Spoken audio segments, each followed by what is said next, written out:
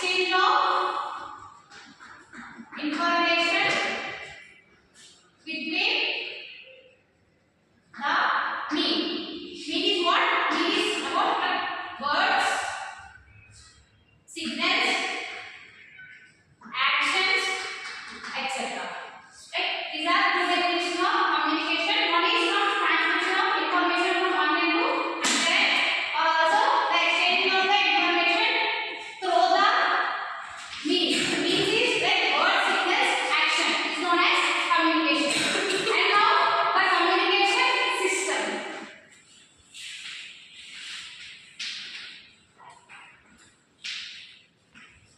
Communication of the system is known as any system of individual telecommunication network system.